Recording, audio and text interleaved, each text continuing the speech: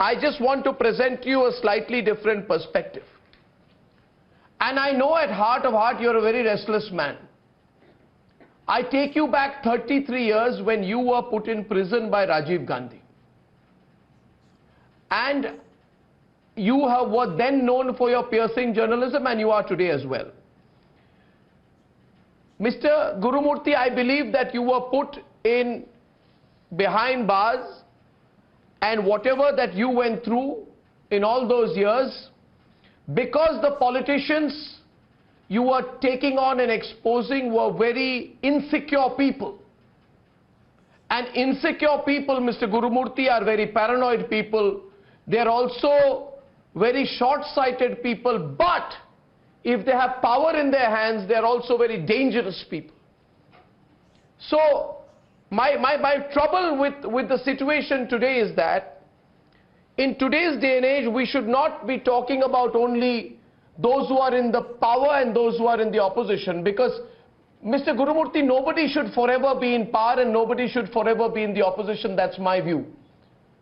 And if we were to say the BJP stays forever in power, it's a very dangerous idea.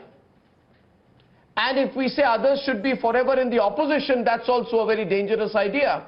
The problem today is that a large country like India, which can become a superpower, should actually have at least 2 or 3 national forces, coalitions or parties or anyone, who should be wedded to nationalism, who should have a grand vision of India, who should have a grand strategy for this country, and maybe a competing vision for India's place in the global order. Unfortunately, we have the BJP, which has come to power, which has its own view of India and where it needs to be, but there is not a single political party in the country which can offer a competing alternative vision for India both domestically and internationally. Isn't that a tragedy? Instead of that, we have the BJP, and there will be a motley group of regional parties and others who are basically working in states. At a national level, there is absolutely no alternative, and we keep getting happy about the fact that the BJP has no opposition. Well, the BJP has no opposition is a bad thing. And why you refer to Priyanka Vadra? Well, the very fact, Mr. Gurumurthy, that Priyanka Vadra has been thought about is itself an abomination. The fact that in India today, someone with no track record, no career, no background, no public life, but the fact that she carries a Gandhi Vadra name is even being thought about. I really am very petrified that 33 years after S. Gurumurthy was put in jail by Rajiv Gandhi, which I want you to talk about, by the way, we have no alternative political leadership to the BJP. Doesn't that cause you concern? I know that the people in the BJP respect you, follow you, and I know you support their view, but I think that's a very, very dangerous situation for the country to be in. I couldn't agree with you more, because I am as much worried about the BJP as I am annoyed with the Congress. The BJP needs a strong opposition for it to be efficient, for it to be alert, for it not to degenerate.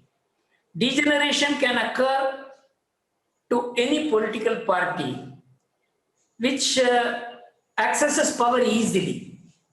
That is what happened to the Congress. And so the family accessed the power very easily through the party.